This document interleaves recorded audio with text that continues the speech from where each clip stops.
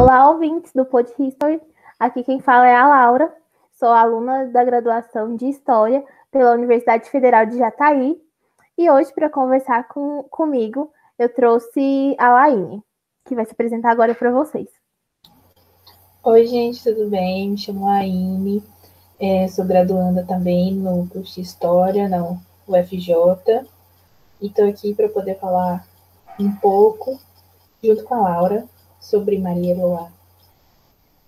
E esse tema desse podcast, né, que é sobre a Maria Eloá, ele foi proposto pela disciplina, que é um NL de Tópicos da História do Feminismo, que é ministrado pela professora Cláudia Graziella, que a gente está fazendo esse semestre.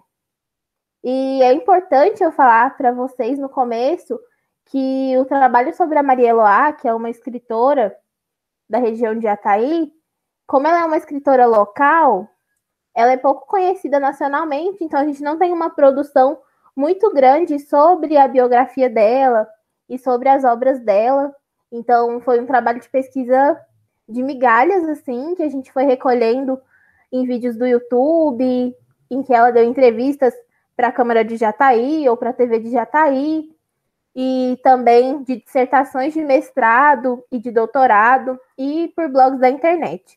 Então, todas as nossas referências e essas coisas que a gente se baseou para falar para vocês hoje vão estar na descrição daqui do... Maria Eloá foi professora, poetista, romancista, trovadora, prosadora, declamadora, esperantista, escritora, costureira e artesã. Ela nasceu em 27 de junho de 1923, em uma fazenda na região da Serra do Cafezal, Serranópolis, né, Goiás.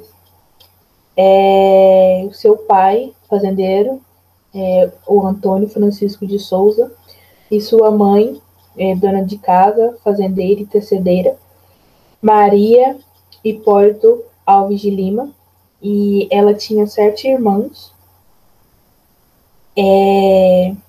Quando era criança, o seu tio bancou os estudos, né, os estudos de Maria Eloá, só que esse tio veio a falecer. E ela foi alfabetizada pela mãe aos 5 anos. E ela conta que enquanto a mãe estava costurando, ela e os irmãos sentavam no pé da mãe dela, debaixo da máquina, e tinha um livro que todos usavam, era o mesmo livro para todos, e eles liam, e ela conta que sente muito orgulho disso, que a mãe dela foi de grande inspiração e incentivo para ela, e ela gosta do fato da mãe dela ter alfabetizado ela, e ela enfatiza também que esse gosto, esse amor pela leitura veio da mãe dela, e como ela não pôde ir à escola, né, ela teve uma infância pobre, ela saiu de casa em 1943, com 20 anos, para cursar o primário em Rio Verde, e então ela era uma das mais velhas da classe, né, por ter esse atraso nos estudos. Então ela cursa o ginásio em Jataí, ela faz em Rio Verde, depois vai para Jataí fazer o ginásio com os alunos mais jovens do que ela. E ela conta que não tinha recursos financeiros, né, muito bom. E ela dá esses exemplos no livro dela, no primeiro livro dela, onde ela narra essa trajetória, né, de Rio Verde, Jataí, fazenda, e a fazenda dos pais dela.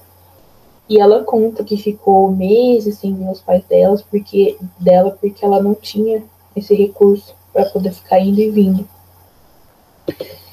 E depois ela se muda para Goiânia com um convite de uma família. E lá em Goiânia ela conhece o Partido Comunista, né? E é uma das experiências mais importantes de Maria Eloá, é esse contato com o comunismo, né? Com esse lado. E outra experiência muito importante da vida dela é o envolvimento com o Esperanto, né? Esse Esperanto é uma língua criada com o objetivo de facilitar a comunicação entre os povos de diferentes países e cultura. E ela conta que ela estava num rio, lá da fazenda dos pais dela, que estava ouvindo o rádio, e no rádio falaram sobre esse curso grátis que ia ter de Esperanto. E ela ficou curiosa e decidiu ouvir, né, esse curso. E ela contando, aparenta sentir muito orgulho dela por ter aprendido sozinha, né, esse curso. E ela fala que queria testar. Quando ela aprendeu, ela queria testar para ver se ia funcionar mesmo, se ela tinha aprendido realmente. Então ela resolve mandar cartas, né, para fora do país, nessa língua, Esperanto, e ela faz amigos ao redor do mundo, na Tchecoslováquia, na Rússia.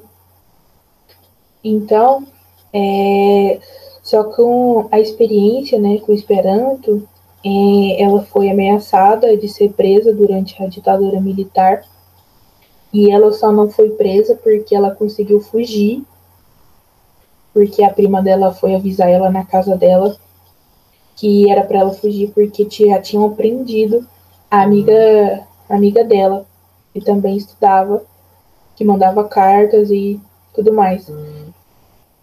E ela contando que como era uma coisa nova, algo diferente, né, uma língua estrangeira, e mandando cartas para a Rússia, para esses países, eles consideravam elas como uma ameaça e falando que elas eram comunistas. Então ela precisou fugir, ela fugiu para a fazenda, mas acabou que no fim a prima e a amiga dela foram presas. E em Goiânia, quando ela esteve em Goiânia, ela faz o segundo grau, ela termina os seus estudos em Goiânia e presta o vestibular. E ela passa em primeiro lugar no curso de letras. Só que em 1970, no segundo ano que ela está cursando, né, o curso de letras, ela abandona os estudos por motivos familiares, que ela precisa voltar.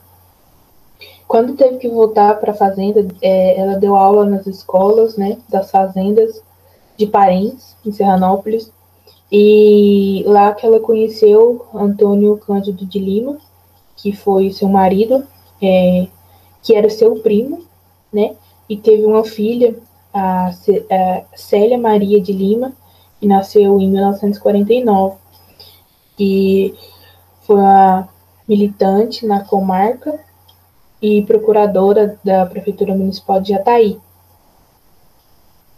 E depois ela recebe o convite do prefeito para dirigir o ginásio, mas logo depois ela tem que retornar para Jataí. E ela conta que quando ela rompe, né, com a vida dela no campo para poder estudar, e ela não se identificava totalmente com aquela vida. Ela sente orgulho de ter uma parte, ter uma herança da vida na fazenda, mas ela precisava de mais, ela queria mais. Então, ela fala que, apesar de ter se afastado, ela tem orgulho e entende a importância, o papel da família que tem sobre ela, sobre o que ela é. Então, a fazenda, além dela ser escritora, a vida na fazenda, a artesã devido à sua vida no campo. E ela escreveu seu primeiro livro aos 60 anos, é o Retrato e Lembranças, que ela narra a sua infância, né?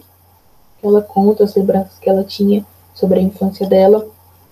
E uma das memórias que ela contou em um dos vídeos no YouTube é que ela fala que não tinha folha, não tinha papel para ela poder escrever. Então, ela usava folha de bananeira para poder escrever. E, obviamente, ela perdeu, ela não se atentou, ela não pensou em guardar nada das coisas que ela escrevia quando era mais jovem. Então, não tem muita coisa. O que resta era só a lembrança dela mesma. Como ela foi uma pessoa muito importante para Jataí, em um auditório da cidade, para homenagear ela, eles deram o nome de Maria Eloá, que é um centro cultural que representa exatamente Maria Eloá. E em 1994, um escritor e acadêmico, né, Helene Pereira Cabral Álvares, encontrou com Maria Eloá e eles conversaram sobre o isolamento, porque passavam os escritores de Jataí. Então, nessa conversa, surgiu a ideia de uma reunião com a finalidade de criar uma associação de escritores, né? Maria Eloá desejava isso também.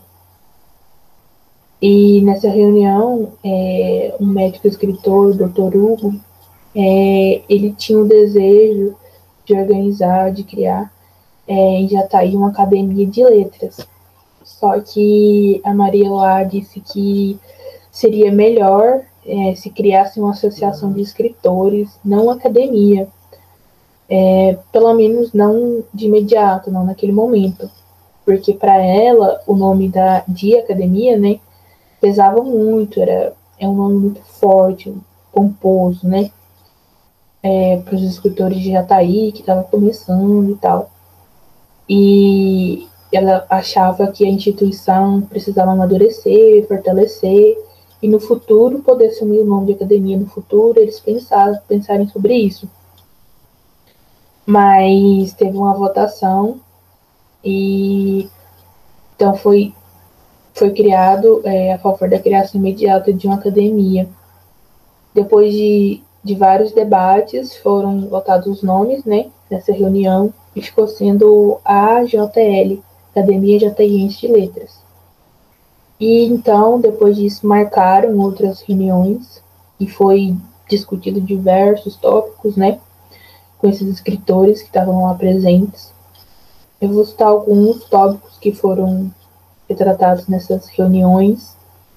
O objetivo da Academia Jataiense de Letras, que foram discutidos, a organização de uma comissão provisória para poder desenvolver os trabalhos de confecção do estatuto e direção das eleições dos possíveis academias jataienses de letras, a ausência de escritores com obras publicadas e influentes no meio social, a aproximação com associações culturais e segmentos políticos, necessidade de coesão e confabulações dos artistas e escritores, incentivos nos meios educacionais, né, com apoios nas publicações de obras dos escritores com baixo poder aquisitivo.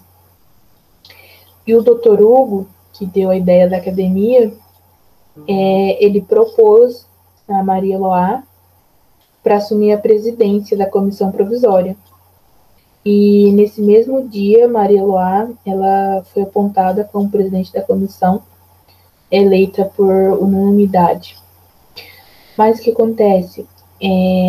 Pelo fato dela estar se mudando, né, para Goiânia, essa comissão foi desfeita, acabou sendo desfeita.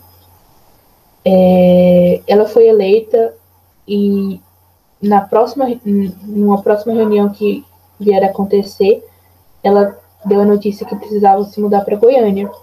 Então, essa comissão, que até então ela era presidenta, foi desfeita e se formou outra para poder registrar essa academia, né, que eles estavam fundando. E o Dr. Hugo assumiu como presidente dessa comissão. E a academia tinha um objetivo, né?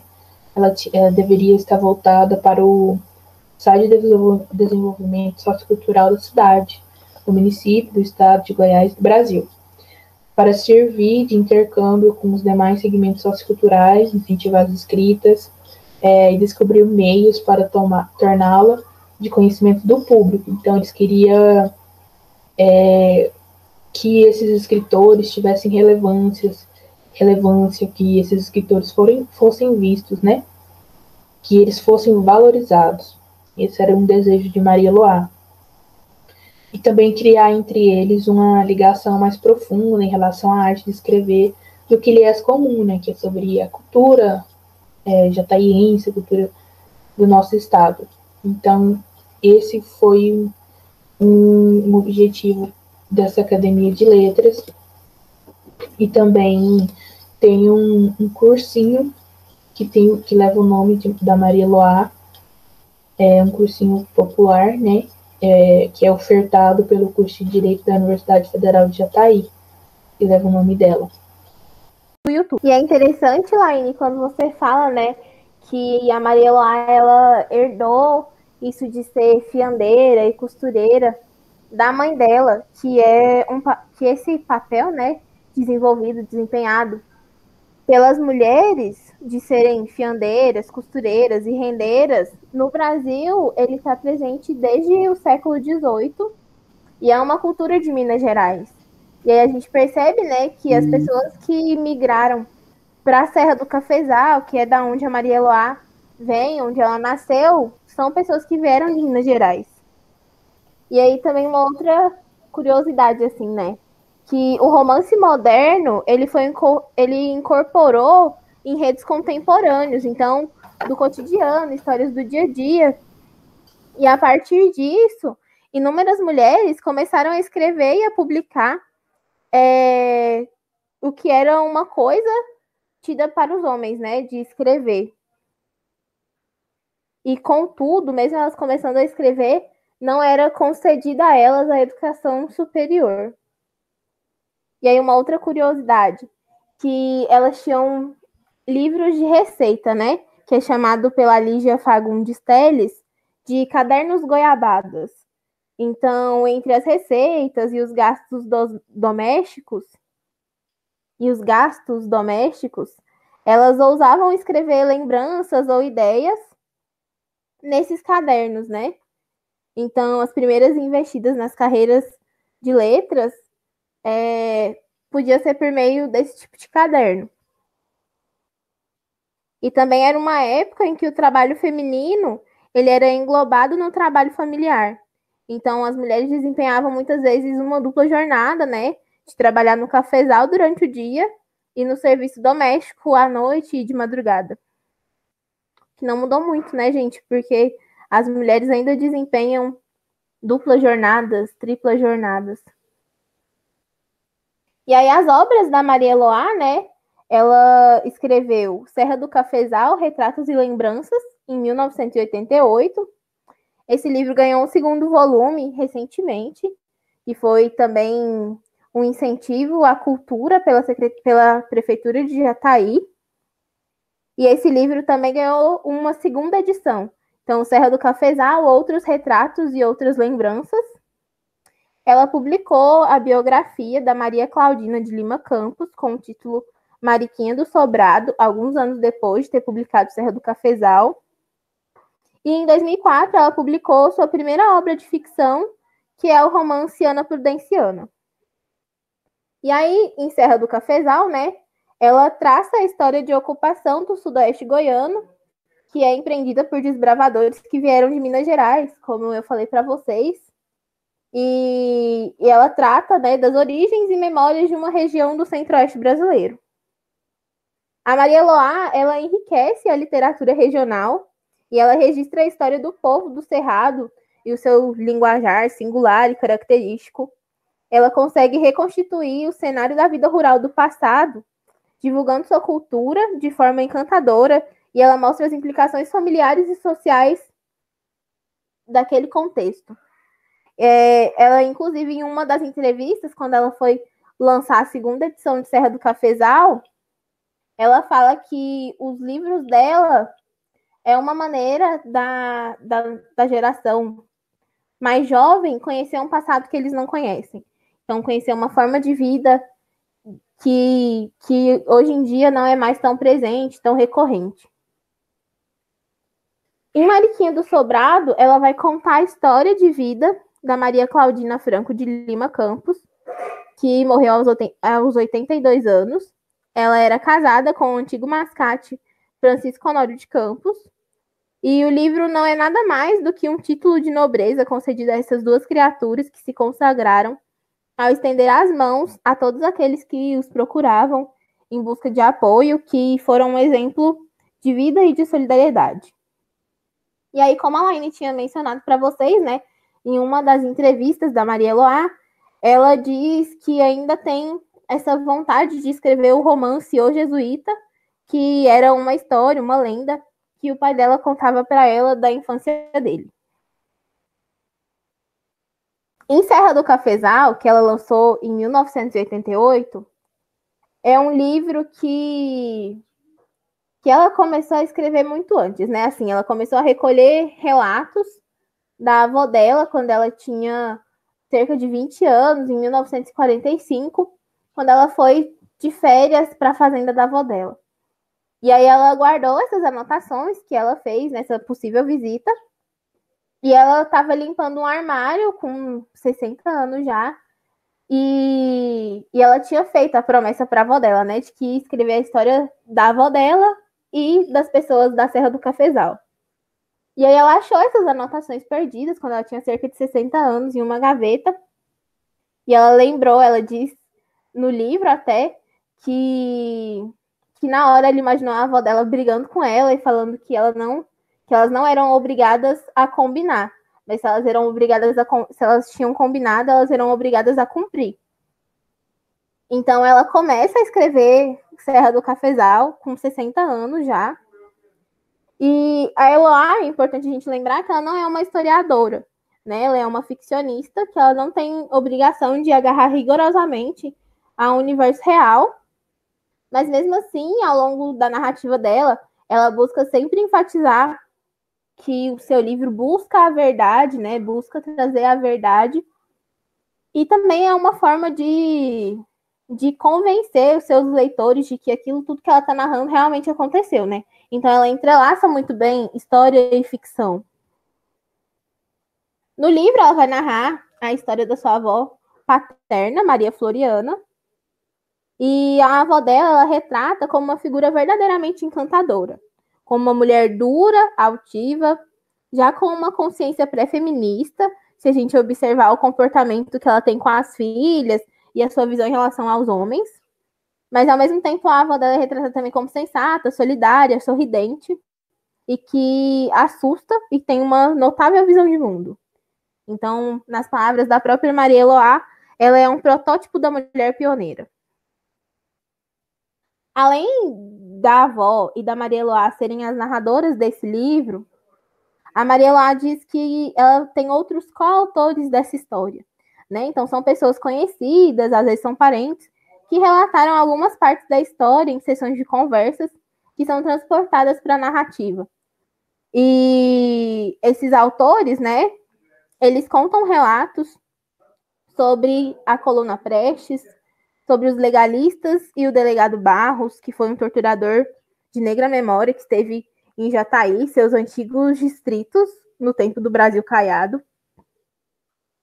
E ela utiliza cartas também como fontes, né? Além de coletar esses relatos das pessoas. E aí a Maria lá mesma, ela vai falar que esse livro dela é meio uma coxa de retalhos, assim, porque ela vai juntando relatos de várias pessoas diferentes. E aí a Serra do Cafezal são famílias de mineiros, né, que se estabeleceram ali. E ela também passou grande parte da sua vida na Serra do Cafezal. Então o livro dela é caracterizado como um romance de memória, que ela entrelaça constantemente sua biografia, a história da vida da avó, a história do lugar e a dos grupos das famílias de fazendeiros da Serra. Ela desenvolve a história tecendo o fio das suas próprias memórias, né? E com isso ela inicia o livro com uma pequena autobiografia. Ela produz descrições do noção de espaço, né? Então, quantos alqueires a fazenda da avó dela tinha. E a gente pode perceber que era uma fazenda muito grande, muito extensa.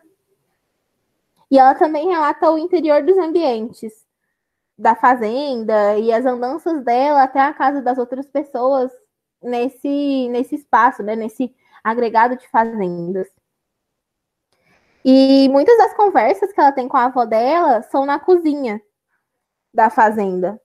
Então, isso dá pistas, né, do universo feminino daquela época e de qual lugar as mulheres ocupavam na sociedade naquele momento. Ela intercala as narrações dela com as narrações da avó. Então, ela fica fazendo esse jogo de histórias, porque ela também conta que a avó dela ela não seguia uma linha reta. A avó dela contava uma história e no meio dessa história aparecia uma outra história que puxava outra história. E aí ela fala que ela tem que ficar sempre retomando a avó dela para a história principal que ela estava contando antes. E esse diálogo, né, entre elas, tem uma coisa engraçada, assim, que a Maria Loa fala para a avó dela quando elas vão começar a falar que enquanto elas estiverem conversando para construir o livro, já que tem que buscar ter o mais verdade possível, para a avó dela esquecer que ela é uma moça solteira. Então, para a avó dela não se segurar e falar realmente todos os assuntos da vida dela. E como as conversas acontecem a maior parte da cozinha, né? Dá pra gente perceber que na cozinha era o lugar dos papos mais íntimos. E no próprio livro ela relata que as crianças elas participavam das conversas quando eram na cozinha. E aí, quando elas sabiam sobre o assunto, elas podiam até opinar sobre. O que era diferente das conversas quando aconteciam na sala, que era um lugar destinado somente para as visitas do sexo masculino. E então as meninas não podiam participar da conversa nem ficar ouvindo. Elas só entravam lá no recinto para levar a bandeja de café. E uma outra coisa, assim, né, que a gente pode mostrar esses traços do gênero e de como o gênero era retratado, as mulheres eram retratadas nesse período, né, que ela relata no livro, em uma passagem que a avó dela conta. Então, abre aspas para a palavra de Maria Loá. Uma mulher que fica viúva na idade que eu fiquei, com 6 filhos para criar e que não tem pai nem irmão para ajudar a tomar conta dos negócios, não tem outro remédio senão casar de novo. Fecha aspas. Lima, 1988, página 231. Então, esse trecho é um relato da avó dela, né? Que a avó dela ficou viúva muito, muito nova, do avô da Maria Loá, que foi o primeiro marido dela. E depois disso, ela se casou 2 vezes. E aí, no livro, né, a Maria Loá, ela não conheceu a figura do avô, então é uma figura meio lírica para ela, mas que ela retrata como um grande homem, e ela retrata com adjetivos muito positivos esse primeiro marido da avó dela. E aí a gente não pode esquecer, né, que pode ser uma preferência da própria autora por ser o avô dela.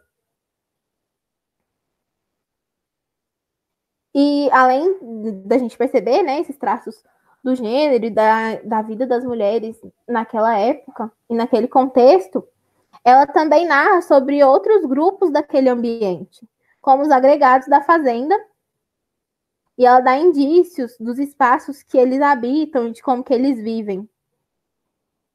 Então, a ela narra que, em muitos casos, a relação entre os agregados e os fazendeiros era responsável pelo estabelecimento de redes de sociabilidade e de solidariedade. E aí, no livro dela, ela conta a história de um agregado que chama Secundino, que ele morava na fazenda há muito tempo, há mais de 30 anos, que ele que cultivava aquele espaço, que era lá que ele tinha constituído sua família, lá que as filhas mais velhas dele tinham casado, e lá que ele realmente tinha a vida dele. E aí ela fala que é um grande impasse, assim, para ela, de... A Maria Loá, né, ela conta que ela tem uma boa relação com essas pessoas, né, com esses agregados. E aí ela conta que era um grande impasse para ela aconselhar ou então insinuar para que ele cobrasse na justiça, né, o direito de uso capião da terra, mas ao mesmo tempo ela fica muito receosa da avó dela não vê aquilo com bons olhos, porque ela tinha uma grande afeição pela avó dela, então ela fica com medo da avó dela achar aquilo ruim e ela acaba não falando nada, assim. E esse é o momento da narrativa do livro dela que ela faz reflexões e ela se distancia um pouco daquele mundo narrado. Ela se coloca como observadora e crítica e ela toma uma consciência dos direitos dos agregados, né? Que foi possibilitada pela experiência dela, da Maria Eloá, na política, fora da fazenda. Porque ela ganha uma consciência política crítica, né? Sobre esses fatos, assim.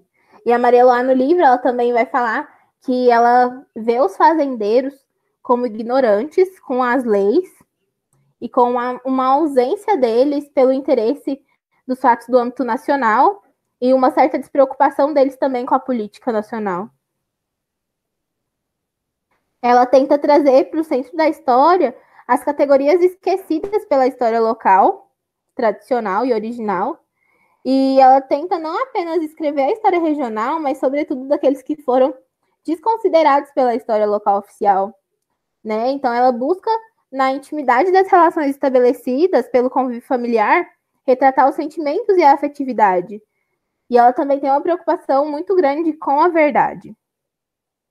As ideias das relações estabelecidas entre a fazenda e a região e a sede do município, né, que é Jataí, e essa dicotomia entre as posições das pessoas do campo e das pessoas da cidade, das categorias rurais entre si, também são assuntos que merecem a atenção da autora em Serra do Cafezal. E ela busca retratar os espaços que fazem sentido para as pessoas que viveram o tempo daquelas fazendas retratadas daquela região. Então, a gente pode perceber aqui, né, que a autora, Maria Eloá, é muito importante para a história local e regional, como ela mesma reconhece, de retratar aquele passado que não é tido nem como tão importante, que não tem tanta importância, tanta relevância na história local e regional, e muito menos na história nacional. Então, abre aspas de novo para Maria Eloá, né? Ela conta no livro que, abre aspas, eu desejava contar a história do povo simples e esquecido. Queria falar dos seus costumes, suas experiências e suas angústias. Além disso, a minha avó, Maria Floriana, vivia dizendo: minha vida parece um romance, só falta escrever. O que me levou a assumir com ela o compromisso de fazer esse livro. Fecha aspas, Lima, 1988, página 23. E fora desse espaço doméstico, né, fora desse espaço da cozinha, a história da Maria Eloá desenvolve-se nos caminhos que a autora, narradora, percorre entre as fazendas. Né? Então, nas moradas dos agregados, dos ranchos de baianos, ela fornece uma noção dos lugares habitados por essa categoria rural. Então, a gente percebe que ela não narra só a história da família dela, só a história da avó dela, que era a dona da fazenda, mas ela também narra a história desses outros grupos que a gente pode perceber que são muito mais subalternizados ainda, né? Porque ela também fala no livro dela, em alguma das passagens, que tinha sim essa relação de sociabilidade e de companheirismo mesmo entre os agregados e os fazendeiros, mas que se os agregados fizessem qualquer coisa que desagradasse os fazendeiros podiam pedir a casa e a terra que eles ocupavam a qualquer momento. E aí eles iam embora com nada, com uma mão na frente e outra atrás, como ela mesma diz, e eles não iam poder esperar a próxima plantação, e eles iam embora com nada mesmo. E aí, no final desse livro, né, ela faz críticas às mudanças e ao progresso, e aí ela se distancia um pouco, né, dessa narrativa de novo, e ela se aproxima do presente, e aí ela narra as mudanças que atingiram a paisagem da Serra do Cafezal, a destruição do meio ambiente pela modernização da agricultura, que também ingressa agora, né, na narrativa do romance.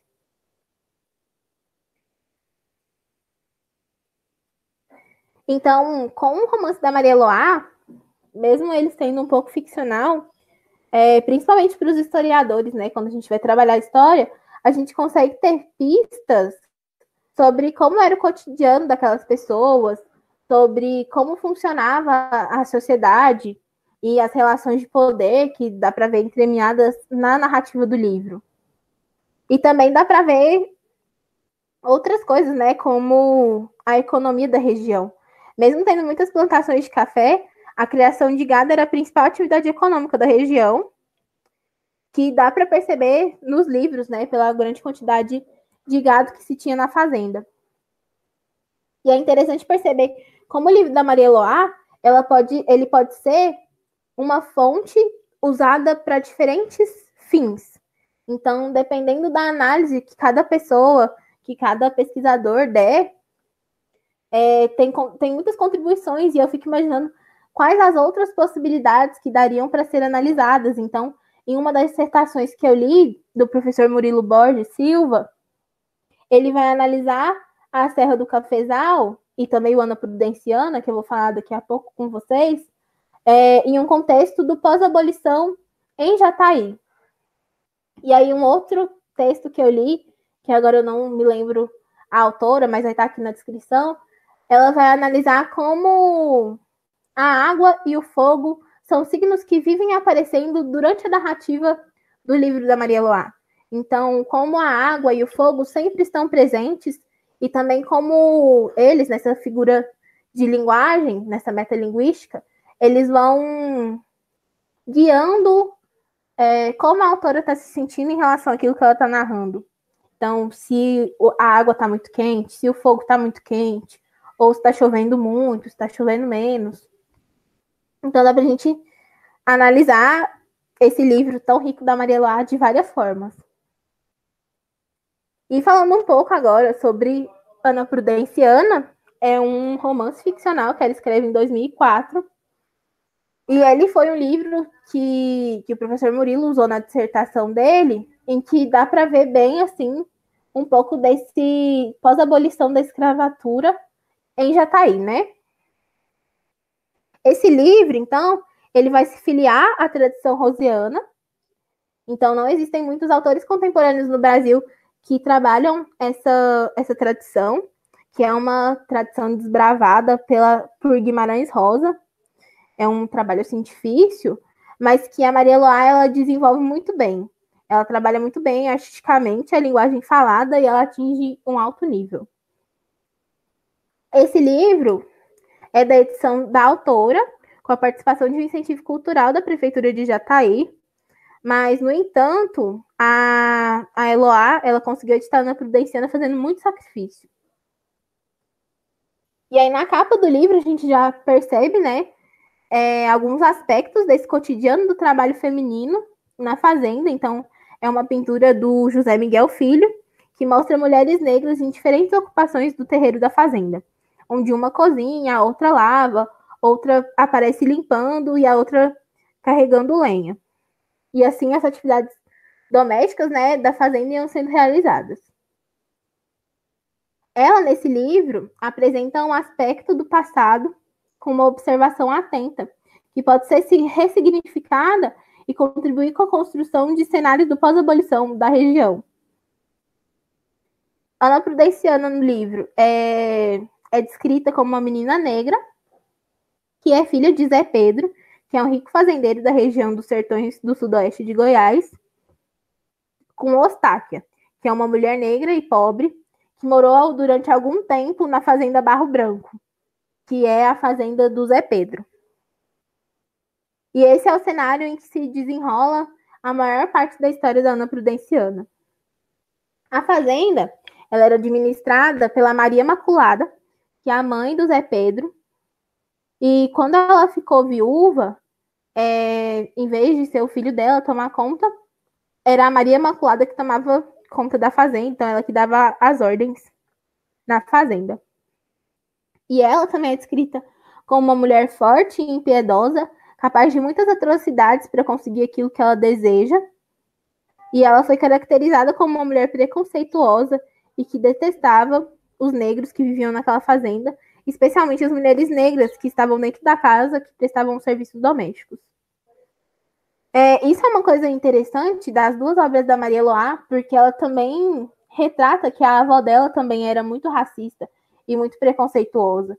E mesmo ela gostando muito da avó dela e tendo muito afeto pela avó dela, ela diz não concordar com isso e só achei importante fazer essa ressalva quanto a esse ponto nos livros dela. E a história de Ana Prudenciana, agora voltando a falar desse livro, ela é narrada pela Vitalina, que é uma negra que trabalhava nos serviços domésticos da fazenda. E ela e as suas duas irmãs, elas foram criadas pela Maria Imaculada, quando os pais dela morreram, quando elas ainda eram muito pequenininhas. E aí a Maria Imaculada, ela assumiu a responsabilidade da criação delas, ensinando os serviços domésticos e mantendo elas como criadas na fazenda, mesmo a escravidão já tendo sido abolida. E aí a Maria Eloá, ela não faz menção, né, no livro dela sobre o início dos acontecimentos, mas eles parecem ter sido logo depois do fim da escravidão, né? A Vitalina, ela tinha apenas 10 anos quando a Ana Prudenciana, que é a filha do Zé Pedro, a filha bastarda, ela chega à fazenda e foi a Vitalina, que era criada, quem cuidou dela. E a menina tinha apenas 3 anos quando ela foi morar com o pai, porque a mãe dela morreu. A avó dela e as outras filhas dele não gostavam da Ana Prudenciana e a tratavam muito mal. E a Vitalina era quem realmente era responsável pelos cuidados com ela. E ela teve que redobrar esse carinho, essa atenção, quando o pai dela morreu. E aí a avó dela acabou mandando ela ir dormir junto com as outras três criadas da casa em um quarto próximo da cozinha. Então a Ana Prudenciana acabou se tornando mais uma da criada das avós e das suas filhas e dos netos também, que eram as irmãs, né, da Ana Prudenciana. E aí no livro, então, a gente percebe, né, como ela enfatizou, o medo dos negros do barro branco, em especial das mulheres negras, de serem castigadas fisicamente pela Maria Imaculada, mesmo com o fim da escravidão. Então, mais uma vez, a gente percebe como os livros e as obras da Maria Eloá, elas são ricas e elas podem ser tidas como fontes históricas também, né? Para perceber esse contexto e serem analisadas de muitas formas. E quantas outras formas mais podem ser utilizadas. Então, gente, essa é a Maria Eloá e nós esperamos que vocês tenham gostado de conhecer um pouquinho dela e das obras dela também, como a gente gostou. Maria Eloá é uma mulher muito forte e importante para a história local e regional e deveria ser muito valorizada nacionalmente também. Se vocês ficaram interessados em conhecer um pouco mais sobre a Maria Eloá e sobre as obras dela, não se esqueçam de que a gente vai deixar os links de todos os textos que nós nos embasamos aqui na descrição do vídeo, como referência. E também no Museu Histórico Francisco Honório de Campos, que é um museu de Jataí, tem à venda algumas obras dela no museu. Então, se vocês se interessarem, entrem em contato com o museu. Tem o Instagram deles, que é Museu Histórico de Jataí, e lá vocês conseguem mais informações sobre como adquirir as obras dela. Então, muito obrigada para quem assistiu, para quem ouviu até aqui, e até o próximo Pod History. Muito obrigada por ter nos ouvido até aqui. Agradeço a Laura também e a professora Cláudia por ter dado essa oportunidade de pesquisar sobre Maria Eloá, que é tão importante. Sim, muito obrigada, Laine, pelo papo, pela conversa. E a professora Cláudia, que nos oportunizou ter esse diálogo e conhecer essa mulher tão maravilhosa que é a Maria Eloá.